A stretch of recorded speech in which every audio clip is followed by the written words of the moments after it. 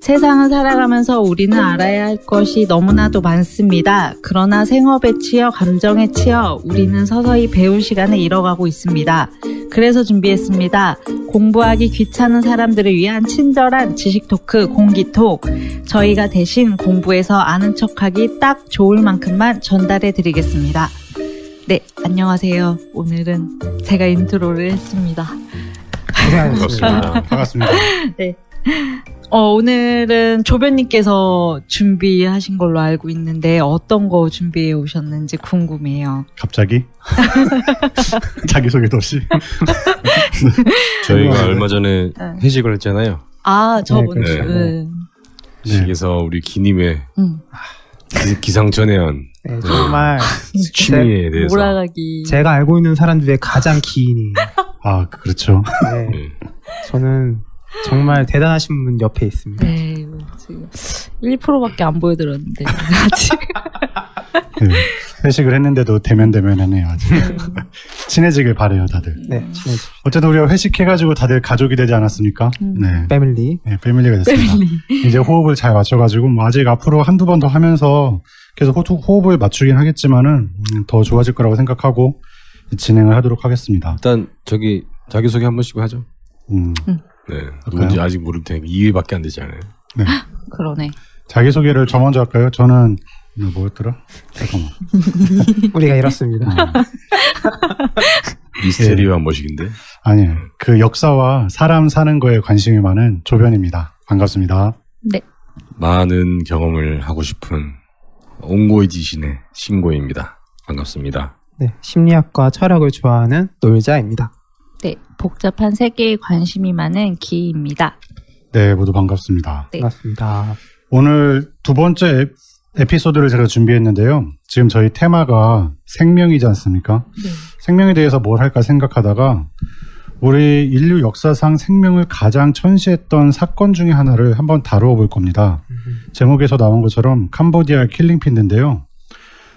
오늘 에피소드가 되게 자극적일 수가 있어요. 되게 진짜 잔인하거든요. 킬링필드. 그 다큐라든지 영화를 보면 잔인한데, 하지만 그 킬링필드의 전후에 관한 역사에 관한 것이고, 그 잔인한 학살 그 자체에 대해서는 특별히 이야기하지 않을 겁니다. 그냥 왜 이런 일이 일어났고, 동남아시아에서는 무슨 일이 벌어지고 있고, 그리고 현재는 어떠한지, 그런 이야기를 한번 해보려고 합니다. 되게 지루할 것 같죠? 네. 네. 근데 진짜 재밌어요. 이게 깜짝 놀랄 겁니다. 와, 동남아시아, 우리가 알지 못했던 동남아시아에 이런 파란만장한 역사가 있고, 그게 지금까지 이렇게 나비 효과처럼 나오고 있다니, 그런 걸 들어보시면 모두 깜짝 놀라게 될 겁니다. 네. 기대가 됩니다. 네. 기대하십시오. 기대된다, 진짜. 우리가 오늘 킬링필드 다들 아시나요? 네, 되게 생소하긴 할 것 같아요. 들어는 들어만 보셨나요? 봤어요. 네, 이 게임에서 네. 기술 이름이었습니다. 그거 말고 게임. 진짜 킬링필드. 기님 들어봤으면 한번 말씀해 주시죠. 저는 사실 친구가 앙코르와트에 지인분께서 저번 달인가 이제 5월 달에 다녀오셨는데 카톡으로 사진을 막 보내주시는 거예요. 근데 거기에 막 해골이 엄청 많은 거예요. 그래서 아무것도 모르고 있어서 그 사진 봤자마자 이게 뭐냐고 이제 그때 알게 됐어요. 그때. 그래서 뭐예요? 그래서 되게 저는 궁금해요. 오늘 조변님 되게 기대돼요. 네. 앙코르와트는 해골이 없는데. 그쵸, 아니요. 앙코르와트는 없죠. 네. 네, 사원처럼 해골을 만들어 놨더라고요. 그래서 사원 안에 보면은 네. 해골이 차곡차곡 쌓여 있어요. 앙코르와트는 네, 없고 거기에는 없는 겁니다. 네, 사원 그렇죠. 같은 거를 네, 사원 그냥 같은 그렇게 데 많이 말씀하신 것 만들어놨죠. 같아요. 예. 사진 보여줄 수 있어. 그 사진은 그러니까 찾아봐요. 앙코르와트 사진은 아니고 어디 킬링필드의 사진인 걸로. 앙코르와트는 훨씬 전에 세워진 세계 7대 불가사의 중에 하나인 사원이고 그 이후에 벌어진 비극적 역사에서 이제 해골들이 있는 박물관이나 네, 그런 걸 아마 사진 보내신 것 같아요. 저도 사실 킬링필드를 전혀 몰랐어요. 제가 한 5년 전에 그때 저도 캄보디아에 여행을 갔는데 앙코르와트로 갔는데 거기에서 이제 킬링필드를 알게 됐어요. 근데 이런 작은 나라에 이런 가난한 나라에 이런 역사가 있었구나 많이 놀랐었는데 뭐 전혀 지식이 없다는 걸 전제로 해가지고 하나씩 차근차근 알아보도록 하겠습니다. 그럼 시엠립만 다녀오셨나요? 예, 동남아 3개국을 갔다 왔기 때문에 네. 캄보디아 쪽에서는 시엠립을 다녀왔습니다. 네. 우리가 캄보디아 하면은 되게 가까운 나라죠. 비행기로는 가까운 나라인데 전혀 관심이 없다 보니까 먼 나라처럼 느껴져요. 여러분들은 캄보디아 하면 뭐가 떠오르나요? 놀자님. 캄보디아요? 사실 저는 아무런 생각이 안 나요. 캄보디아 어디 있는지는 아십니까? 그러니까 베트남 옆에 있는 건 아는데 네. 저도 예전에 한번 수업을 해가지고 네네. 그때 한번 여기에 이런 나라가 있구나라고 했지 네. 저한테는 어떤 이미지도 없는 것 같아요. 캄보디아 위치도 사실 저도 잘 몰랐었거든요. 캄보디아가 어디 붙어 있냐면은 중국 있잖아요, 중국. 중국이랑 인도 사이에 이제 동남아시아라고 우리 흔히 부르는 곳. 그쪽에 있는 나라인데 이제 가장 오른쪽에 베트남이 있지 않습니까? 네. 그래서 왼쪽으로는 라오스, 위쪽으로는 라오스가 붙어 있고 밑으로는 캄보디아랑 붙어 있어요. 그러니까 쉽게 말하면은 중간 밑에쯤에 있는 나라가 캄보디아다. 그리고 그 위로는 크게 태국이 있고 태국 옆에 미얀마가 있고 그런 식으로 되어 있는 나라인데 저는 캄보디아 하면 떠오르는 게 먼저 앙코르왓 그게 떠오르고 그 다음에 킬링필드 그게 떠오릅니다. 그리고 하나 더 떠오르는 거는 여러분 아빠 찾아 산말리라고 아세요? 아빠요? 그게 캄보디아 배경인가요? 그 TV 프로그램 모르세요? 저는 몰라요. 외국인 노동자들 가족 상봉시켜주는 그 감동의 다큐, 휴먼 다큐. 요새는 그 고부열전. 그쵸, 예. 네. 대표적인 그 외국인 다문화 가정과 관련된 그런 프로그램이 그 두 개예요. 고부열전이랑 아빠 찾아 산말리. 고부열전은 그냥 우리나라에 사는 외국인에 관한 얘기고, 특히 동남아 쪽 좀 이렇게 못 사는 나라에서 우리나라 돈 벌러 온 사람들, 그런 사람들에 대한 얘기가 아빠 찾아 산말리인데 예전에 우리나라도 그 60, 70년대에는 돈 벌러 독일도 가고 국제시장 다들 보셨잖아요. 그런 식으로 했는데 지금은 동남아시아나 뭐 다른 아프리카 같은 나라에서 우리나라에서 그렇게 이제 반대로 돈을 벌러 오고 있는 거죠. 근데 얼마나 힘들겠습니까? 타지에서 이렇게 돈을 버는 게. 그래서 이제 그런 아빠를 위해서 한 4년, 5년 동안 가족도 한 번도 못 봤는데 이제 그 방송국에서 아빠를 상봉시켜주는 그런 감동에 볼 때마다 눈물을 흘려요, 저는. 너무 감동적이더라고요. 가족분들이 한국으로 오는 거예요? 그렇죠. 가족들 이제 그 나라에서 사는 모습을 보여주고 컨셉이 근데 다 너무 똑같아요. 그 못 사는 나라가 좀 그러네요. 아무튼 고향에서 사는 모습 보여주고 그분들이 이제 한국에 와가지고 상봉하는 극적인 장면까지 그런 식으로 연출을 하고 있습니다. 근데 캄보디아 하면 뭐 대충 이런 것들이 떠오르는데 캄보디아 하면 근데 실제 유명한 거는 크메르 제국이라고 들어보셨어요? 이거 뭐 게임 좀 해보시는 분들은 그래도 이름은 좀 들어보셨을 것 같은데 크메르 제국이 캄보디아의 옛날에요. 우리나라로 따지면은 뭐 조선, 고려 그런 시대를 하는 건데 지금은 인도차이나 반도에서 가장 큰 영역을 차지하고 있는 나라가 태국이죠. 태국이 정말 큰 영역을 차지하고 있고 오른쪽으로는 이제 베트남이 가지고 있고 이제 어떻게 보면 좀 작게 우리나라 뭐 2배 안 되거든요. 1.7배 정도 영토인가 그럴 텐데 캄보디아. 작은데 우리보다 큰 거죠. 그렇죠. 우리는 워낙 작다 보니까 그 정도 영역을 가진 나라가 캄보디아인데 과거에 앙코르와트를 만들었던 그 앙코르 왕조 때는 동남아의 패권 국가였습니다. 정말로 힘이 막강한 그런 나라였는데 이제 조금씩 쇠락해가지고 지금은 전 세계적으로 이렇게 최빈국으로 전락을 하고 말았죠. 이것도 오늘 주제랑 연관이 있습니다. 그런 얘기를 해보려고 합니다. 오늘 근데 제목이 킬링필드와 아름다운 캄보디아예요. 킬링필드와 동남아 역사에 대해서는 제가 좀 준비를 이렇게 이것저것 했는데 아름다운 캄보디아는 저는 앙코르왓 구경했던 거 말고는 딱히 없어요. 근데 제가 알고 보니까 우리 패널 중에 놀랍게도 그 캄보디아 전문가가 있더라고요. 정말 깜짝 놀랐습니다. 캄보디아 이렇게 잘 아시다니. 그래서 현지 리포터 같은 느낌. 그렇죠. 전문가는 아닙니다. 네. 신고님이 캄보디아를 꽉 잡고 계시더라고요. 그래서 오늘 뭐 제가 말 잘못하면 탈탈 털릴 것 같은데 신고님께서 이 캄보디아의 아름다움에 대해서 잠깐 좀 설명 좀 해주시죠. 아름다움은 어디가 일단 시엠립이 진짜 아름다워요. 시엠립이 아름다운 이유는 일단 뭐 앙코르왓 때문인 거고 그리고 이제 앙코르왓에서 촬영한 영화가 있지 않습니까? 툼레이더. 안젤리나 졸리의 데뷔작인 툼레이더가 진짜 이제 옛날 거네요. 앙코르왓에서 했고 그 영화가 이제 대박이 나면서 이제 월드스타가 됐죠, 졸리가. 그 졸리가 이제 거기서 촬영을 하면서 방문했던 펍이 하나 있어요.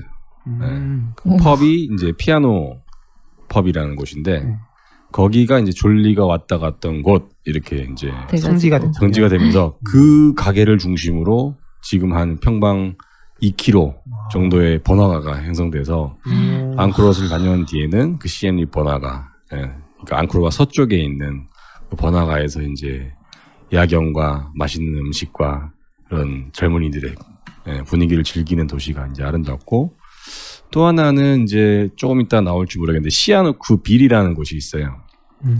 캄보디아 중에 유일한 해변 국가, 해변 도시, 해변 도시가 있는데 거기가 얼마 전까지만 해도 그 여행지 중에 숨겨진 여행지 중에 이제 가장 핫 플레이스였는데 최근에 중국 자본이 거기에 막대한 투자를 하면서 그 뭐죠? 카지노가 무분별하게 들어옵니다. 실제로 이 시엠립은 카지노가 못 들어와요. 왜요? 앙코르왓은 성지잖아요. 그렇죠. 신성시하기 때문에 그 주변에 카지노를 절대 들을 수 없게 하고 푸놈펜에도 딱 한 군데밖에 없습니다. 나가월드라는 딱 그 카지노가 하나만 있는데 시아누크빌만 유독 지금 그게 다 허용이 되고 자본이 들어오는 바람에 유럽인들의 숨겨진 여행지라는 명성은 이제 사라지고 중국인들이 난개발로 거의 마카오 수준의 타락의 도시로 지금 변모하고 있어서 현지인들이 좀 안타까워하고 있습니다. 아름다움은 뭐 그 국민들의 어떤 순박함이 굉장히 아름다웠던 것 같고 다른 도시나 다른 동남아에 계신 분들보다 훨씬 더 순박하고 순수한 면이 있어요. 굉장히 친절하고 또 특징은 뭐 정전이 잘 됩니다. 정전? 정전이 뭐 우리나라 한 80년대처럼 툭 하면 정전이 되는데 그게 도시, 그러니까 수도 푸놈펜의 경우에도 그래요. 그러니까 다른 도시들은 아마 뭐 말할 것도 없고 그래서 지금 전력 공급난이 좀 이슈가 있어요. 그래서 각 나라에서 전력 진출이나 이런 부분이 관심을 갖고 있는 게 있고 자동차가 다 중고예요. 그럼 새 거는 생산을 할 수 없지 않습니까? 중고 시장이 차 시장 굉장히 이거 비싸요 차가. 그래서 중고차가 거의 신차 값으로 거기서 팔리고 한 2-30만 뛴 차들이 그 중에 제일 이제 비싼 차로 취급받는 거는 벤츠가 아니라 렉사스. 렉서스 미국 차? 아니죠, 일본 차죠. 일본 거야? 토요타 렉사스. 일본 차. 그러니까 제일 이제 부를 가진 사람들의 상징이고. 진짜. 우리 현대는 어떤가요? 그럼? 현대요? 현대도 많아요. 현대도 굉장히 많은 편이고. 현대차.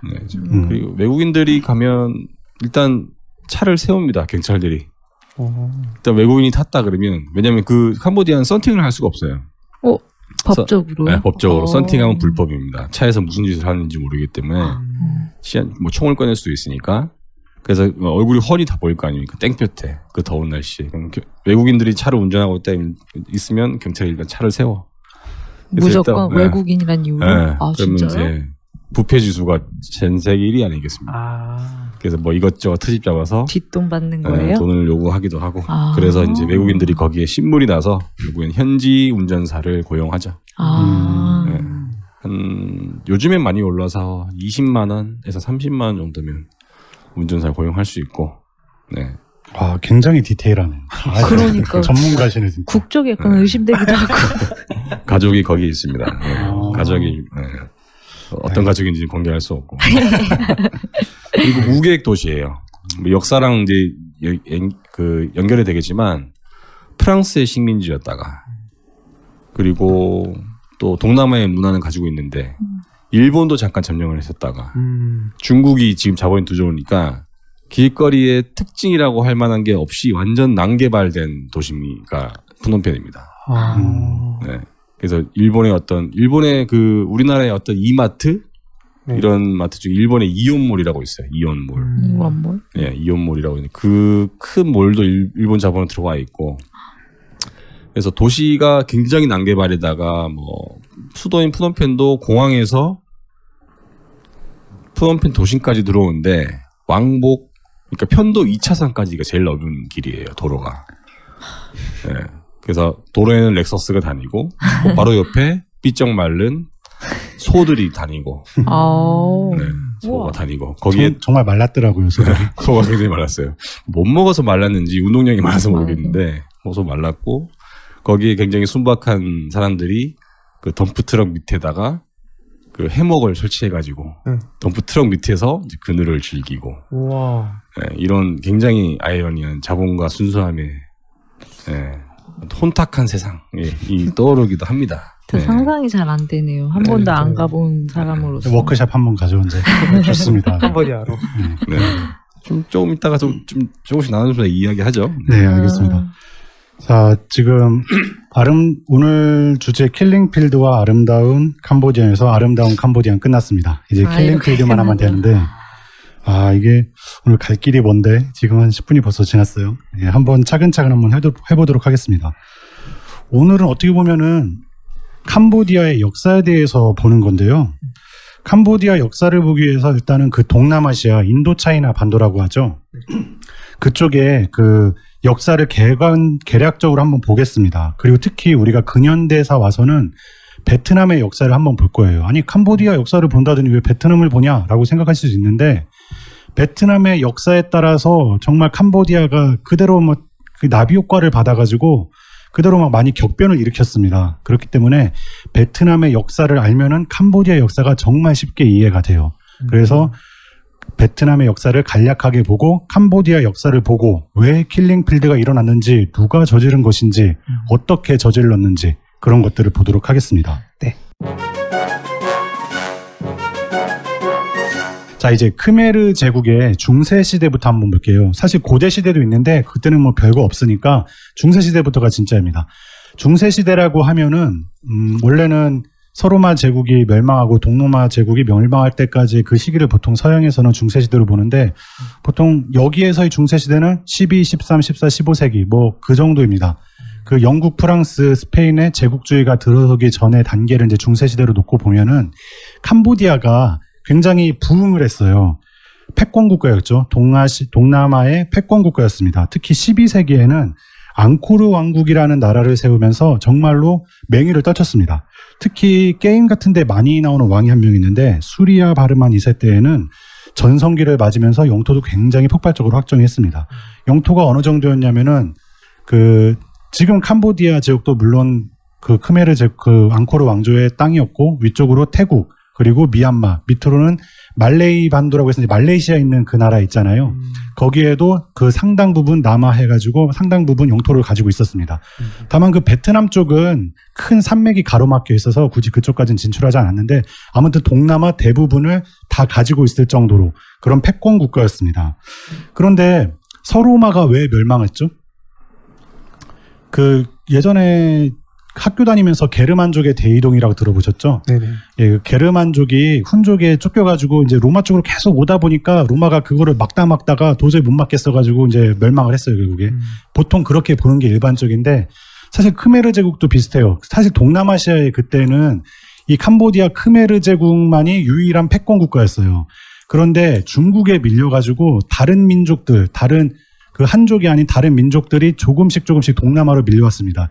대표적인 게 월족이라고 있어요. 월족. 그 월남 할 때 그 월이거든요. 월족이 베트남 사람들입니다.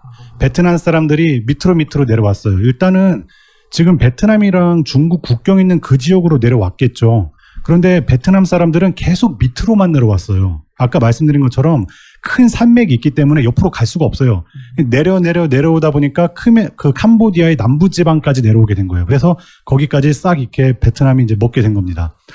그런데 동쪽으로는 이렇게 베트남이 왔다면은 북쪽에서는 타이족이 또 내려왔어요. 타이족도 마찬가지로 여러 가지 설이 있지만은 중국에 밀려가지고 동남아 쪽으로 유입됐다고 보는 게 일반적인데 그 무렵에 타이족이 내려오면서 타이족은 이제 동쪽이 아니라 중앙 부분으로 해서 밑으로 점점 내려왔습니다.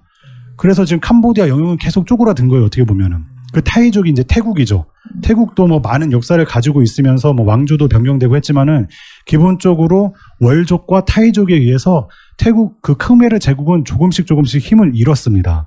그래서 어느 정도로 힘을 잃었냐면은 멸망 직전까지 갈 정도로 힘을 잃었어요. 우리나라로 예를 들면은 우리나라 한민족이 한반도에서 살고 있는데 북쪽에서 갑자기 중국 민족이 이제 조금씩 우리나라로 남하를 한 거예요. 그리고 동쪽에서는 일본이 조금씩 우리나라를 야금야금 먹기 시작한 거예요. 그래서 우리나라 민족, 한민족은 계속 이제 밑으로 내려올 거 아닙니까? 내려오다가 전라남도 지방에 다 모였어요, 한민족이. 근데 거기까지 이제 먹히면은 한민족은 말살이 되는 거예요. 완전히 한민족은 사라지는 건데 그런 풍전 등하의 위기에 크메르 제국이 들어섰던 겁니다. 옛날 삼별초의 네. 상황과 비슷하겠네요. 그렇죠. 근데 그때 뭐 조금 다르긴 한데 어쨌든 우리 그렇게 크메르 제국은 완전 멸족의 위기에 있었다. 뭐 그렇게 이해를 하면 될 것 같습니다. 근데 멸망의 순간에 기적이 찾아왔어요. 다른 나라에게는 재앙, 캄보디아에겐 기적, 로또. 그게 뭐냐면은 제국주의가 들어선 겁니다. 제국주의면 보통 인도는 영국이 다 먹었잖아요. 네. 그런데 프랑스도 이제 그쪽을 먹고 싶은데 이제 인도를 깨작깨작 했겠죠. 근데 인도는 영국이 있으니까 도저히 못 먹겠는 거예요. 그래서 청나라는 좀 여기저기 막 여러 나라에서 이제 찝쩍되고 있었던 때였기 때문에 청나라를 이제 프랑스가 먹으려고 했고 청나라로 가기 위해서 인도 차이나 반도, 동남아시아 그 베트남, 캄보디아, 태국 지역을 싹 먹으려고 했습니다. 그 먹으려고 했는데 그때 조금만 있었으면 고당. 네.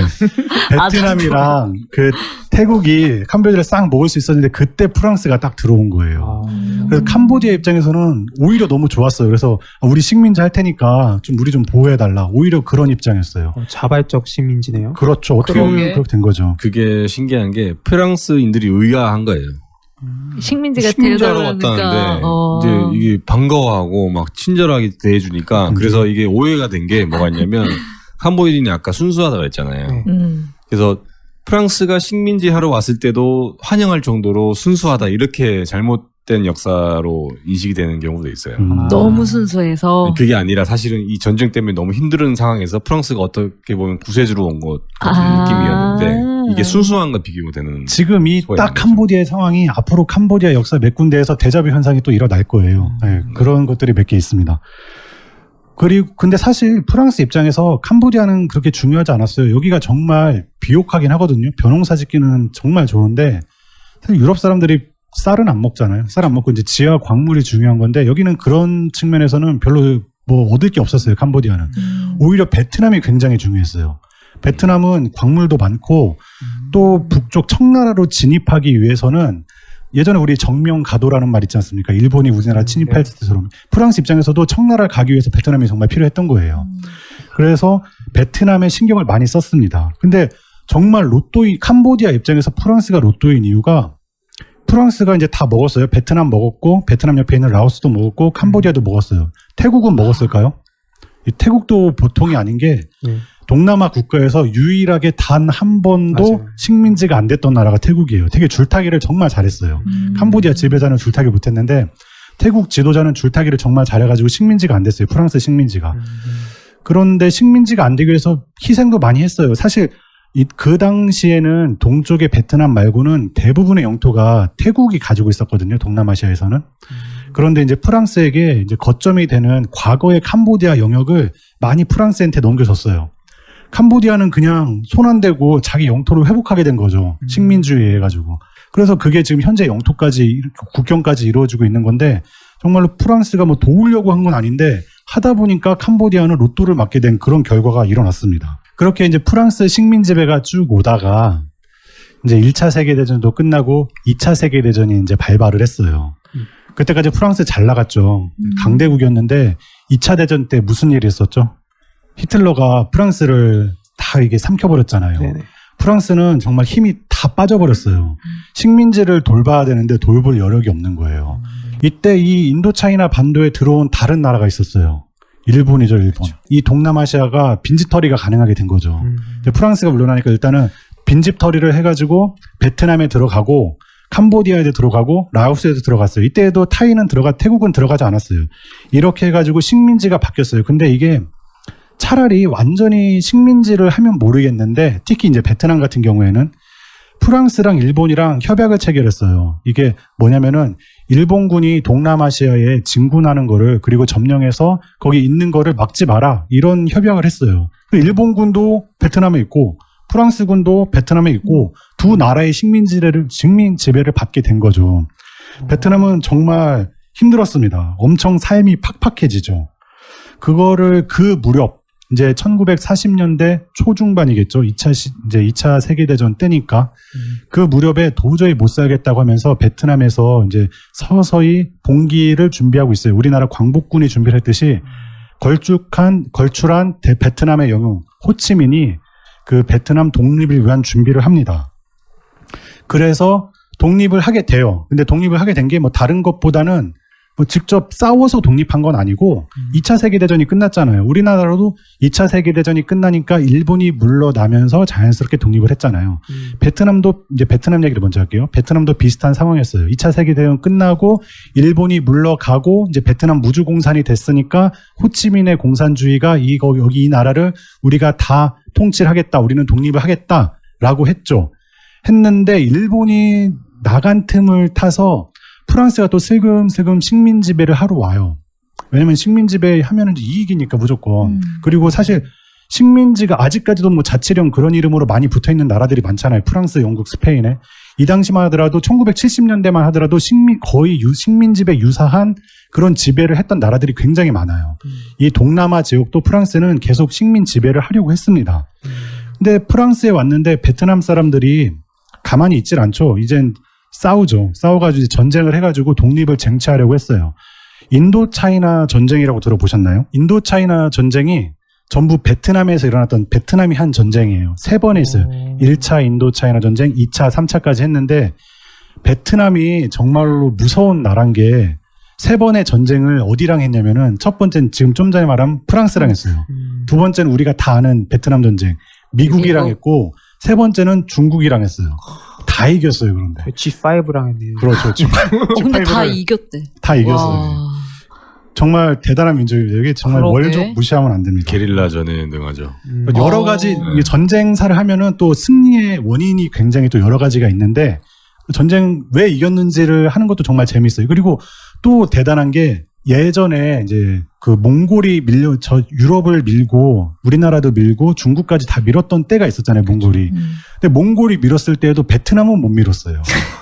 이유가 뭐예요? 그때도 궁금해진다. 게릴라전. 그때도 왜냐면은 이게 게릴라전? 잠깐만 말씀드리면은 여기는 밀림이에요.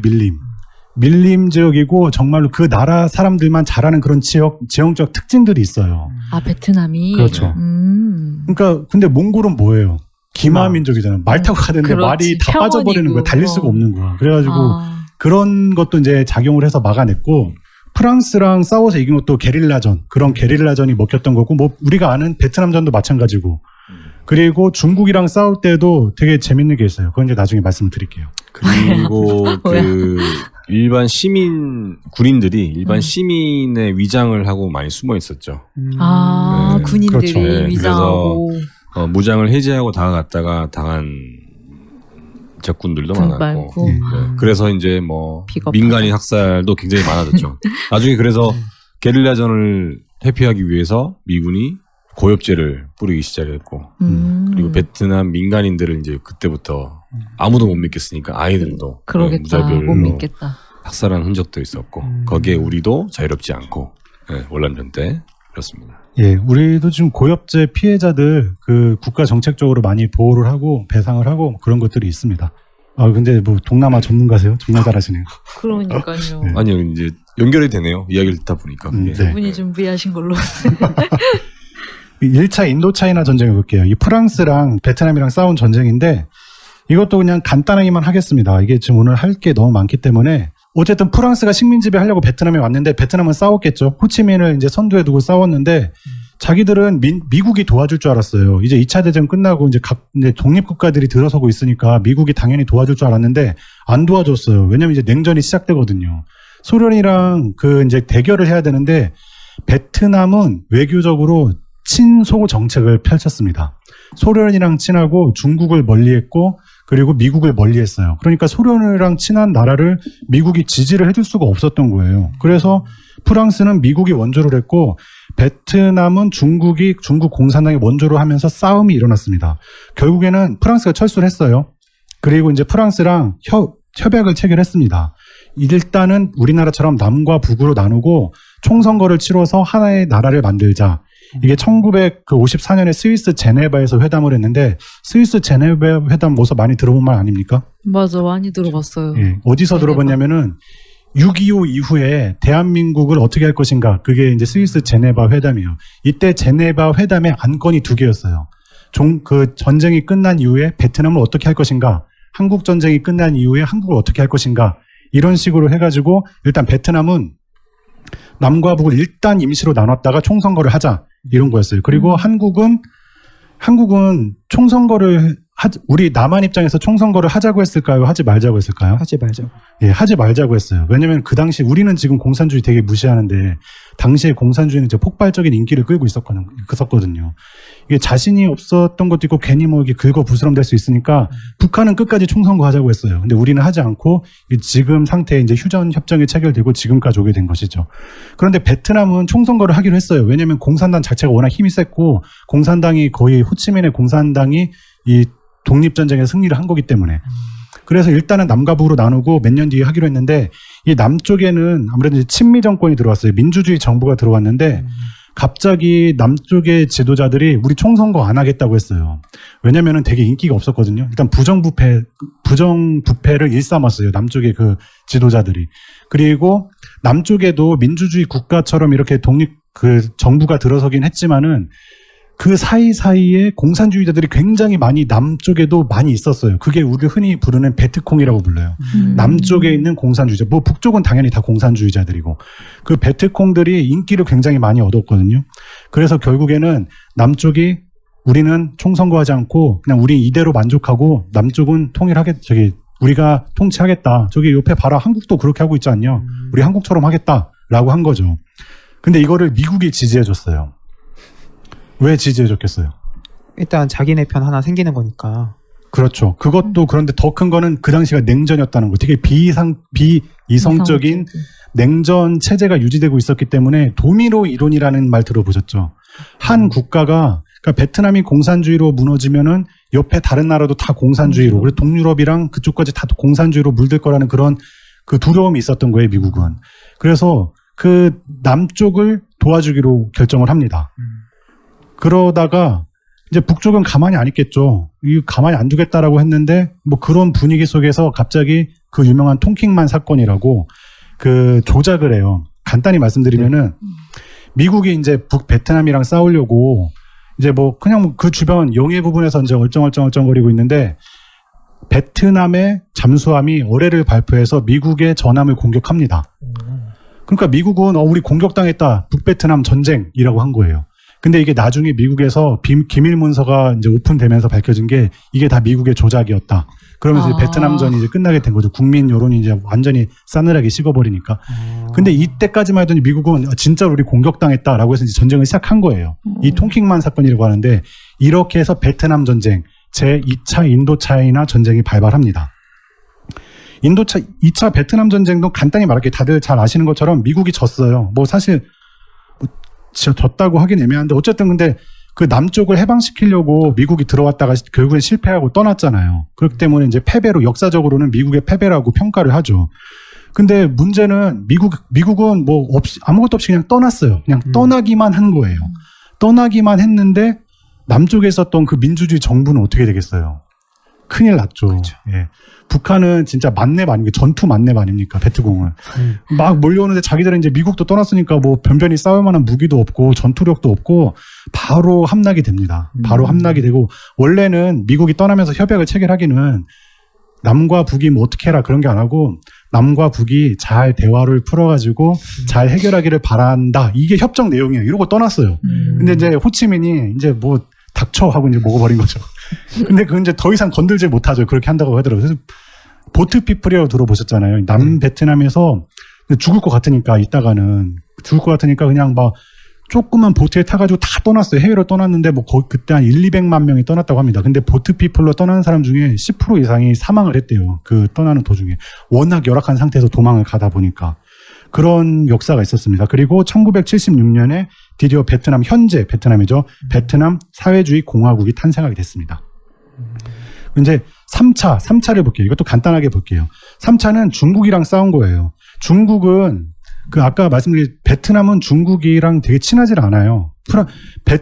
그 일적인 예로 베트남 전쟁을 할 때 중국이 야 베트남 우리가 도와줄게 우리 같은 공산주의잖아 라고 했는데 베트남은 거절했어요. 왜 거절했냐면은 안 그래도 지금도 남중국해 문제로 베트남이랑 중국이랑 상계가 정말 안 좋잖아요. 이 국경 문제도 있고 또 당시 유대인들처럼 화교가 경제를 막 이렇게 쥐락펴락하고 있어가지고 중국인에 대한 그런 안 좋은 인식이 너무 많았습니다.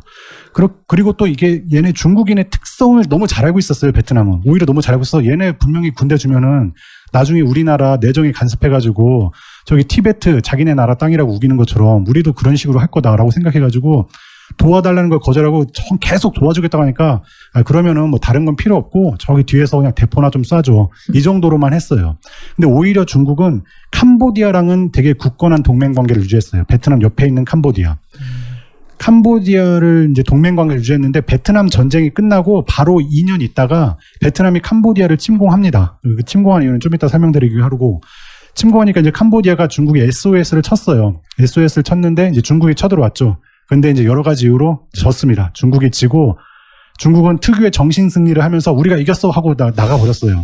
근데 이제 역사적으로는 이제 중국이 지고 이제 베트남이 이긴 거다. 이런 식으로 이제 평가를 하고 있습니다. 중국은 지금도 캄보디아랑 사이가 좋잖아요. 굉장히 좋죠. 캄보디아 그거 아십니까? 그 아시아 뭐 전 세계도 마찬가지일 거예요.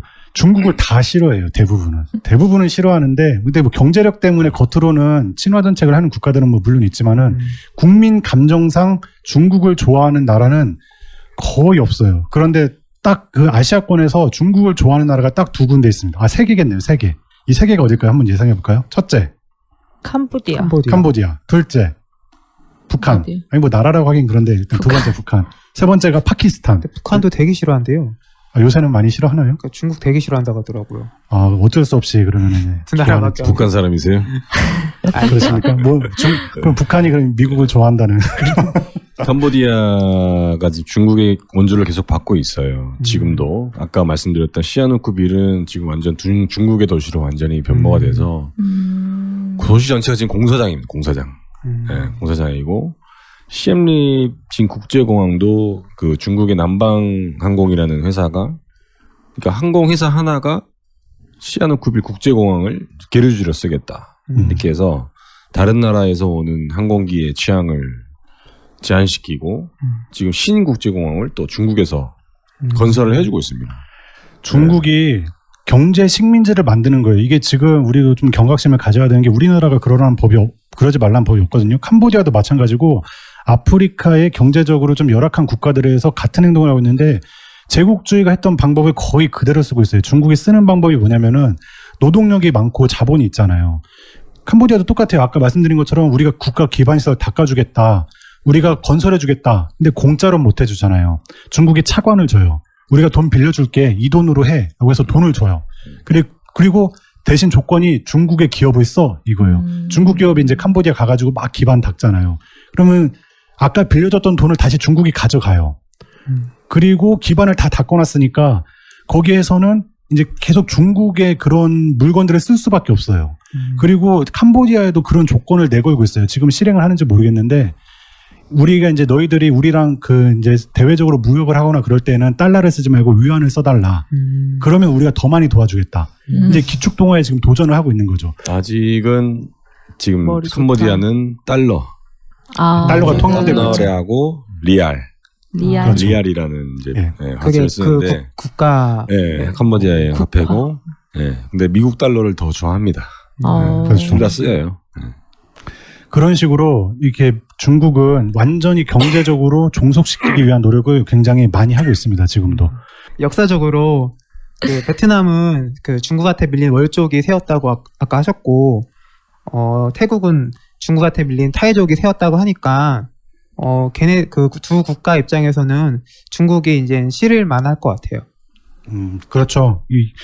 우리나라 한일 관계를 보시면 됩니다. 뭐 전쟁도 정말 많았고 태국이랑 베트남도 마찬가지고 그 나라는 라오스도 마찬가지고 굉장히 서로 앙숙 관계입니다. 그래서 스즈키컵 하면은 뭐 눈에 불을 켜고 승리하려고 그렇게 하는 것도 정말 그런 민족 감정이 많이 작용하고 있습니다. 근데 갑자기 궁금한 게 그렇게 독립 국가로 남아 있었던 태국은 왜 트랜스젠더가 많을까? 정말 뜬금없네요. 연관이 있나? 저는 이제 그런 생각이 든 거죠. 이게 전쟁을 너무 많이 하다 보니 징병되는 사람들이 군대 많을 가기. 것이고 그러면은 징병을 피하기 위해서 아이를 여장시키는 문화가 횡행하다가 그때 성적인 어떤 성 정체성을 다시 찾은 친구들이 많지 않을까 이런 생각이 들어요. 저도 근데 그냥 혹시 이게 아시나요? 확실하진 않은데 신고님이랑 유사한 얘기를 들어본 적은 있어요. 아, 이게 진짜? 전쟁에서 좀 피하려고 하는 어쨌든 그 국가에서 그런 게 좀 횡행했다고 하더라고요. 정체성에 대한 부분이. 알겠습니다. 자, 이제 본격적으로 캄보디아를 볼게요. 이제 캄보디아 들어가는 이제? 이제부터는 이제 캄보디아입니다. 지금까지 두드려 맞았는데 아직 비극은 시작도 안 됐어요. 그렇죠. 이게 근데 1차, 2차, 3차 했잖아요. 이게 캄보디아의 3차 전쟁. 톱니바퀴처럼 정말 엮여요. 그렇기 때문에 1차, 2차, 3차가 중요하거든요. 복습을 한번 할게요. 이게 3명이니까 한 번씩 들어볼게요. 1차 인도차이나 전쟁 왜 발생하고 누가 이겼죠? 프랑스가 식민지로 삼으려고 했는데 네. 맞아. 거기 베트남이 네. 저항하면서 네. 전쟁이 난 거죠. 그리고 이제 베트남이 이겼죠. 2차는 중국? 미국. 우리가 아는 그걸 미국. 몰라요. 2차, 예, 놀자님, 모범생이네. 한번 2차도 설명해 주시죠. 2차는 미국이 남북으로 나뉜 그 베트남 전쟁에 어쨌든 쳐들어왔는데 아무런 소득이 없이 돌아가게 되고 남베트남에는 힘이 없으니까 북베트남이 그냥 먹어버린. 아우, 전쟁이다. 대단합니다. 그래서 자료가 제가 이건- 조변님 거보다 고급이에요. 못 보셨죠?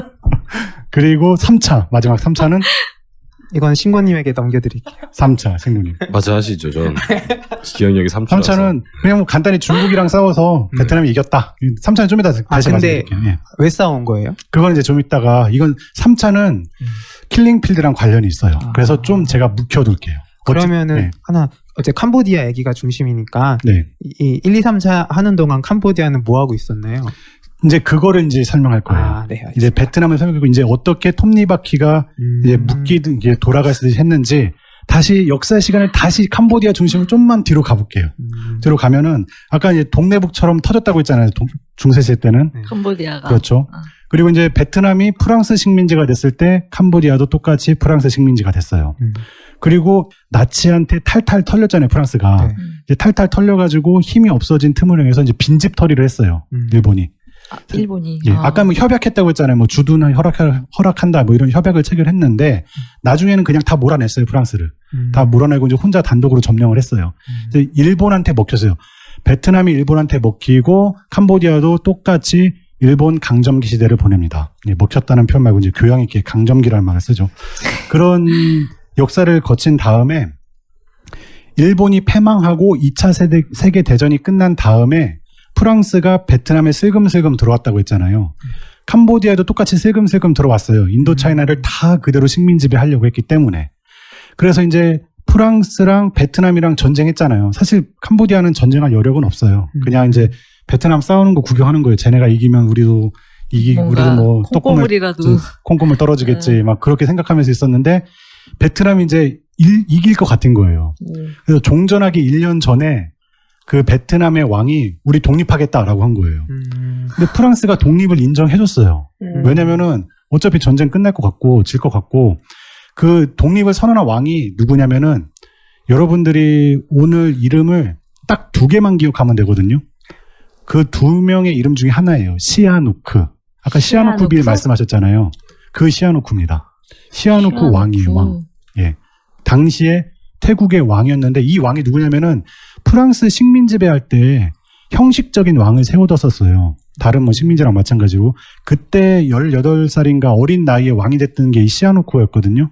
근데 이제 프랑스가 물러나고 그 시점에서 2차 세계대전이 끝난 다음에도 시아누크가 이제 통치를 하고 있었는데 프랑스가 다시 식민지배를 시작하려고 하면서 1차 인도차이나 전쟁을 시작했잖아요.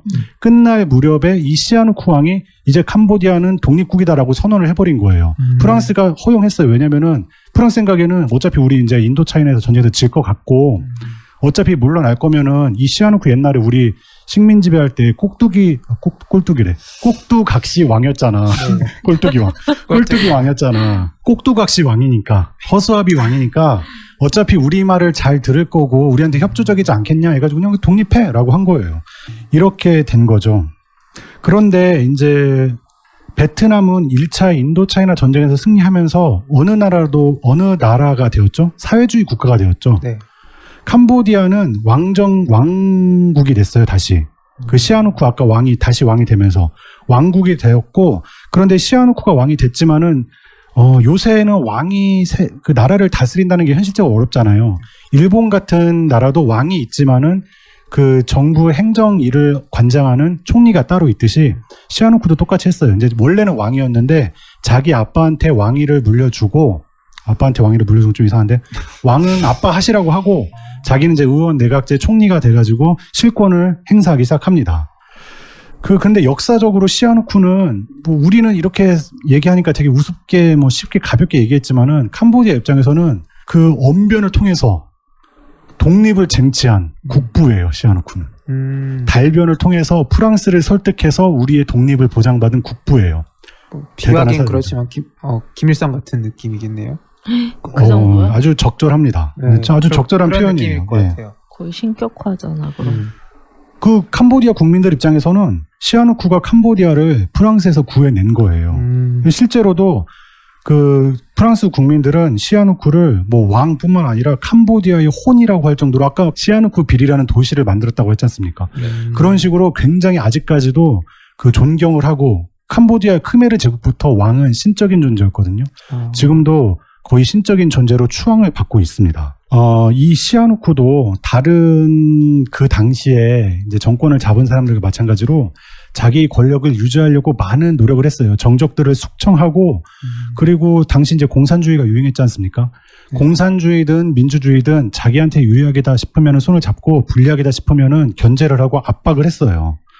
그렇기 때문에 베트남을 굉장히 적대시했습니다. 시아누쿠도. 예, 정말 이제 옛날부터 사이도 안 좋았고. 그러다가 이제 얼마 후에 2차 인도차이나 전쟁, 베트남 전쟁이 발발했죠.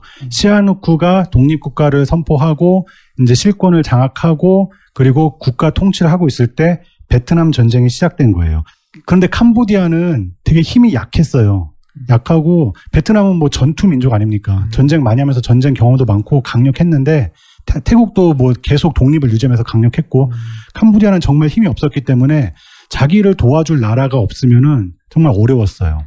베트남 전쟁이 개시됐는데 미국이 베트남이랑 캄보디아랑 국경이 인접해 있잖아요. 특히 베트남 전쟁은 남부에서 일어난 전쟁이잖아요. 캄보디아 도움이 정말 필요한 상태였어요.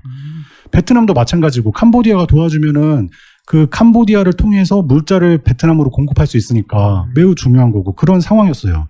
소련 입장에서도 미국을 견제해야 되니까 캄보디아 우리 편 들었으면 좋겠고 이 당시에 이제 시아누쿠도 베트남 전쟁을 맞으면서 선택을 해야 됐습니다. 외교적 줄타기를 해야 됐어요. 후보가 있습니다. 후보가 아까 말씀드린 이제 미국이 있고 소련이 있고 중국이 있고 베트남이 있었어요. 중국과 손을 만약에 잡게 되면은 기본적으로는 중국과 적대적인 관계에 있는 베트남이랑은 좀 멀어질 수 있겠죠. 하지만은 베트남의 또 견제는 가능했겠죠. 이래서 이 4개 나라 중에서 하나의 나라랑 손을 잡아야 되는 입장이었어요. 이런 상황이라면은 생각이 깊으신 이 놀자님께서는 놀자님이 시아누쿠 왕이었다면은 어느 나라랑 손을 잡았겠습니까? 역사를 아니까 사실 미국이라고 말해야 될 것 같은데 미국 편먹는 데가 잘 됐으니까 대부분 졌잖아요. 그래도 베트남의 견제 입장으로 보면 중국이 그래도 가장 유용하지 않았을까. 기님은 어떻게 생각하세요? 저는 열심히 공부하고 있는 중이라서. 근데 저 되게 뜬금없이 궁금한 거 하는데 조배님은 학창 시절에 역사 좋아하셨어요? 별로 좋아하진 않습니다, 역사를. 그래요? 세계사 배우셨죠? 세계사 배웠죠. 궁금했어요. 그러니까 요새도 배우지 않습니까? 다 배우던데. 배우죠. 저희 선택해서 배우지 않았나요? 그렇죠. 저희도 선택 과목. 뭐 끝입니까? 선택은 이제 놀자님한테 미루는 거예요. 이 4개 나라 중에서 놀자님 말씀대로 아까도 뭐 간단히 말씀드렸는데 중국을 픽했어요. 중국을 픽하고 소련도 멀리하고 왜냐하면 소련이랑 베트남이랑 가까우니까 베트남도 멀리하고 미국도 멀리하고 이런 정책을 펼쳤습니다. 그렇게 하고 또 중국을 픽하면서 북한이랑도 굉장히 친해졌어요. 캄보디아 여행 가서 깜짝 놀란 게 북한 식당이 그렇게 많아요. 캄보디아에 식당은 제일 뭐야? 많아요. 북한 식당이라고 해서 북한이 외국에서 식당을 열고 거기서 공연도 하고 북한 음식을 팔아요. 한국인 관광객들도 정말 많이 가요. 캄보디아에서.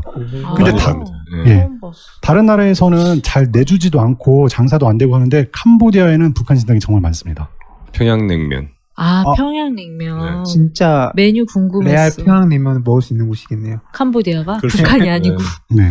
얼마 전에 거기에 있는 식당 종업으로 있던 그 분이 이제 또 탈북을 했죠. 네. 누가? 그래서 아, 정말 지인분? 아니죠.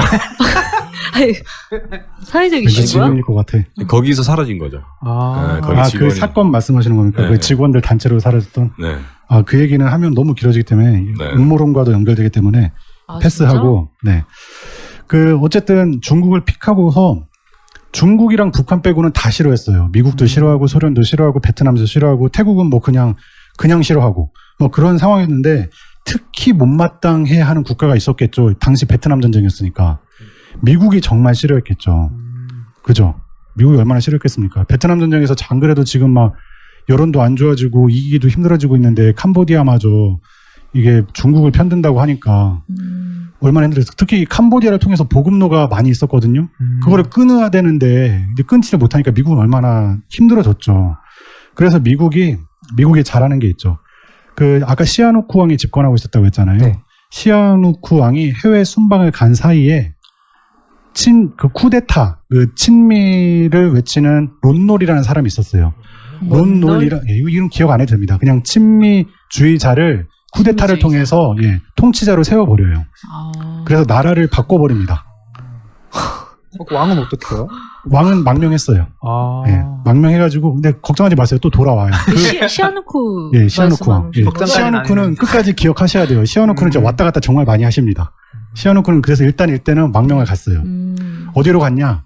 베이징과 중국, 그쪽으로 갔다고 합니다. 중국 쪽으로. 네, 중국 쪽으로. 그런데 이 론놀이 집권을 했으니까 미국은 됐다. 베트남전 이기겠다.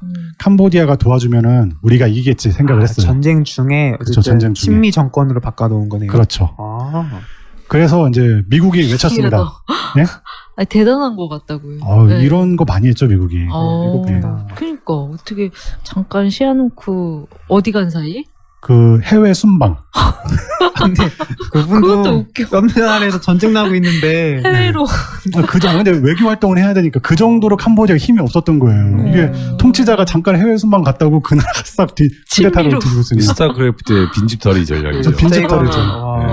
진짜. 근데 미국은 이제 외쳤어요. 드디어 됐다. 이제 론놀한테 베트남으로 돌격하고 얘기를 했어요. 저 돌격했는데 슬프게도 캄보디아는 너무 약했어요. 그러니까 캄보디아가 베트남 전쟁에 참전한 거예요? 참전이라면 이제 미국이 하란 대로 이제 도와준 거죠. 돌격하면서 막 이렇게 그러겠지. 하려고 했는데 너무 약해. 돌격은 했는데 아무 도움이 안 돼. SCV야. 네. SCV가 지금 뮤탈리스크에 덤벼드는 거야. 이게 아무것도 안 되고 이거 좀 비하는 바람 같아 좀 그렇긴 한데 아무튼 힘이 너무 약했어요. 큰 도움이 안 돼가지고 이제 아까 중국이랑 우방이라고 하지 않습니까? 네. 근데 중국은 정권이 바뀌더라도 계속 중국이랑 우방이에요. 친미 정권이 쉽게 들어오지 못했을 수도 있어요. 왜냐면 중국이 이렇게 뒤에서 봐주고 있는데 아무리 미국이라고 하더라도 중국 무시하고 들어올 수 있었겠어요? 그런데도 이게 가능했던 이유는 딱 그때가 중국에서 마오쩌둥이 희대에 미친 짓을 하고 있었습니다. 문화 대혁명을 하고 있었어요. 자기 국민들 죽이기에 바빴어요. 이게 여러분들이 가끔 인터넷 보면은 전 세계 학살자 순위라고 나와요. 오늘 이 킬링필드를 한 폴포트라는 사람이 있는데 그 사람도 학살자 순위에 상위 랭크를 하는데 전 세계 역사상 1위를 차지하는 게 바로 마오쩌둥입니다. 이 문화대혁명으로 몇 명이 죽어요? 히틀러 추산. 아니었어? 히틀러는 상대도 안 돼요. 히틀러는 진짜? 많아야 한 2천만 명 정도로 추산하는데 많아요. 2천만 명. 우리나라 5천만 명인가? 얼마나 그러면 문화대혁명으로 추산되는 게 이제 한 7천만 명이 죽었다고. 그런 짓을 하고 있었으니까 이제 중국은 뭐 이렇게 다른 나라에 돌볼 여력이 없었던 거죠. 그러니까 이제 친미 정권이어가지고 이렇게 됐던 거예요. 근데 캄보디아가 너무 약해. 도움이 안 돼. 그래가지고 그 미국은 그래 그냥 뭐 그래도 우리한테 반대 안 하는 정권이 있다는데 의의를 두고 전쟁하자 하면서 전쟁을 계속했어요. 근데 아까 말씀드렸던 것처럼 캄보디아랑 베트남이랑 국경이 접하다 보니까 보급로가 그쪽에 있단 말이에요. 그렇기 때문에 미국으로서는 캄보디아 영역을 폭격을 할 수밖에 없었어요. 그것도 폭격도 엄청나게 했어요. 쉽게 한 게 아니라 완전히 왜냐하면 베트공들은 아까 신고님 말씀하신 것처럼 숨어들어 싸우거든요. 어디 숨었는지도 모르니까 여기저기 다 폭격하는 거야. 그러니까 캄보디아 농민들이 아이고 나 죽겠다 한 거예요. 그래서 다 푸놈펜으로 몰렸어요. 푸놈펜이 캄보디아의 수도. 푸놈펜으로 다 몰려들었습니다. 약 100만 명 정도가 몰려들었다고 해요. 그러니까 이 캄보디아 사람들은 미국을 엄청 증오하겠죠. 미국을 굉장히 증오해요. 근데 지금 자기들을 통치하고 있는 사람이 누구야? 친미 정권이잖아요. 되게 분노가 쌓였어요. 그런데 이 베트남 전쟁을 하면서 캄보디아 내에 공산주의 무장 단체가 서서히 힘을 키우고 있었거든요. 그게 그 폴포트라는 사람이 이끄는 크메르 루즈라는 공산당 단체였어요. 이 단체가 반미를 외치면서 이 무능한 그 론놀 정권, 이 친미 정권을 몰아내려고 진격을 했습니다. 때마침 그때 또 월남전이 끝났어요. 월남전이 끝나고 캄보디아는 또 빈집털이가 가능했어요. 월남전 끝나니까 베트남에서 미국 나갔을 거 아니에요. 캄보디아에서도 다 나갔어요. 캄보디아는 과거에 그 아까 말씀드린 월남, 그 남부지방, 베트남 남부지방처럼 아무도 스스로 지킬 방법이 없었던 거예요. 그러니까 이 크메르 루즈라는 공산주의 단체가 손쉽게 푸놈펜을 점령하고 그 론놀 정권을 무너뜨립니다. 그래서 크메르 루즈 정권이 탄생하게 됩니다. 크메르 루즈가 오늘 킬링필드를 일으킨 학살자 집단입니다. 그리고 폴포트라는 사람이 이 크메르 루즈의 지도자예요. 아까 이름 2개만 기억하면 된다고 했죠. 시아누크랑 이 폴포트입니다. 폴포트 들어보셨나요? 네. 폴포트 씨가 폴포트 때문에 되게 곤욕을 많이 치른다고. 이름이 비슷해가지고. 그 노래하시는 분. 예, 막 놀린대요 사람들이 폴포트라고. 브리튼 갓 탤런트였나요? 예, 맞아요. 맞아요. 성악하신 분. 예, 맞아요. 네. 예. 이름이 비슷하다고. 이제 폴포츠로 외우시고 우리는 폴포트라고 얘기하면 됩니다. 그러니까 어쨌든 이제는 그 캄보디아에 공산주의 정권이 들어선 거네요. 그렇죠. 공산주의 정권이죠. 그것도 굉장한 공산주의 정권입니다. 여기 잠깐만 하고 한번 1부를 마칠게요. 크메르 루즈가 집권을 했어요. 이제 빈집털이 하는 거죠. 푸놈펜을 향해서 반미 외치면서 갑니다. 사람들은 환영했어요. 와, 반미래 우리를 괴롭혔던 미국을 쫓아냈대. 환영했어요. 푸놈펜에 오니까 사람들이 막 환영을 했습니다. 아, 이제 우리도 독립국가, 제대로 된 독립국가가 되는구나 라고 생각을 했어요. 그런데 아무리 그래도 생각해보세요. 아무리 우리가 빈집 상태라고 하더라도 저기 제주도에서 한 3,000명 정도가 총 들고 무장해가지고 우리가 이 나라 통치할 거예요 라고 하면은 아무리 그래도 사람들이 좀 의구심을 갖잖아요. 얘네가 우리 망치는 거 아니야 그런 생각할 거 아니에요.